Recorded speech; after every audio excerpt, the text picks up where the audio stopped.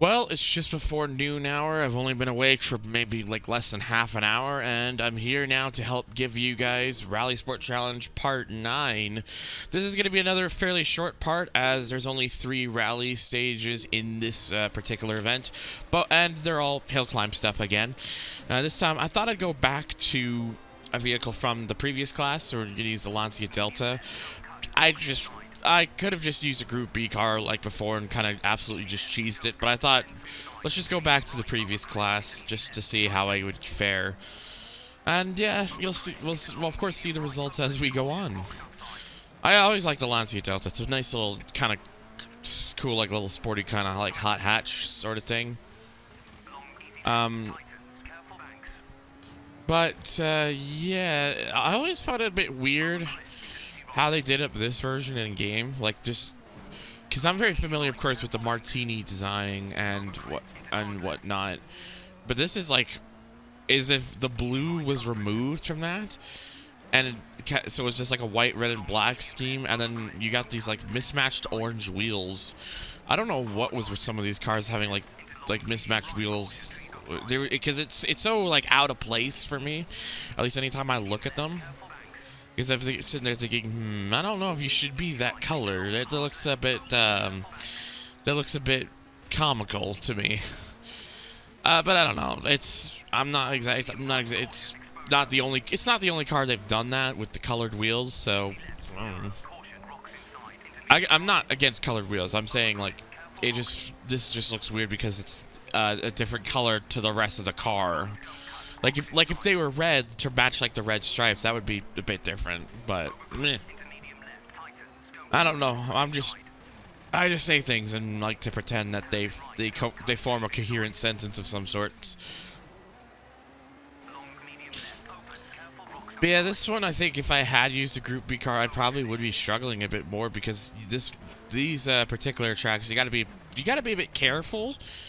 Because they can be quite technical, and you don't exactly have like all the sorts of runoff to work with. So you really just gotta kind of keep caution the whole time as you're doing it. And believe me, that will come certainly into play later on. I know I've teased it so much, and there will be a very good reason as to why I've been continuously teasing it. So believe me, it will in due time. It will all make sense. So just be patient with me, and you will soon see. But yeah, the Lancia Delta though, if for those of you who don't, if you don't know about the dominance of the Lancia Delta, let's put it this way: the Delta, when it was in rallying, the Delta started as far back as like the Delta technically started as far back as the S4, as the Delta S4. But the thing with that one is that the Delta S4 wasn't. The Delta S4 is kind of like a predecessor in a way to the Delta that would become to be in some sort of capacity.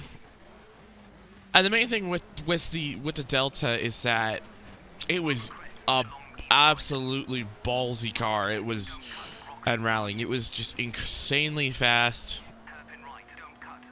And it was insanely dangerous, and it was played one of the biggest the death of driver Henri. I'm probably gonna butcher this. A Finnish driver, Henri Toivonen. I'm Toivonen. I don't know how you're supposed to say that. Like. He was one of the drivers for Martini Lancia during the dying days of Group B, and during the Finnish rally, he missed a tight left-hand hairpin and went into a ravine. Car burst into flames immediately, and both him and the co-driver were killed. And it was one of the the final factors have said, right, Group B is getting far too dangerous. It's got to go. To say that, I mean, of course, it's not, you know, you can't say, it's hard to say whether or not the Delta S4's the car was responsible. It probably wasn't. It was probably a multitude of factors, more realistically.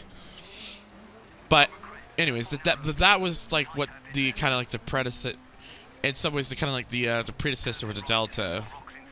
Like the Delta was around since the was around since 1979. But the Delta that would become best known for rallying would be the Delta Group A, which Group A followed immediately after. Group A followed immediately after the abolition of Group B. And let me tell you about the championships it won, because in the hands of drivers, it won the championship in 1987 by Juha Kankkunen. Probably butchered that. I apologize. 1988 and 1989, both by Mickey Biazian. Probably again butchering that. I apologize. And then Juha came back to win it in 1991. Constructors wise, 1987, 1988, 1989, excuse me, 1990, 1991, and 1992. It won the Constructors title 6 years in a row. It was that good. It won with the likes of Mickey Biazian, Marku Allen, Juha Kankkunen, Franz Wittmann, Bruno Sabi, Jorge Ricalde. Again, I'm butchering these. I'm sure I'm butchering some of these, and I apologize. Didier Auriol, Mikael Eriksson.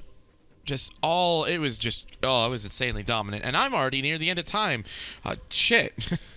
Well, stay tuned for the next one where we got a 5-stage rally as we finally get into the classic bit. So stay tuned for that. And so I thank you guys so much for watching. Check out my social links down below to get your name in. It's $1 more on my Patreon. Huge shout out to Tyler49877 for your overly generous Patreon support. And I will see you guys all on the next video.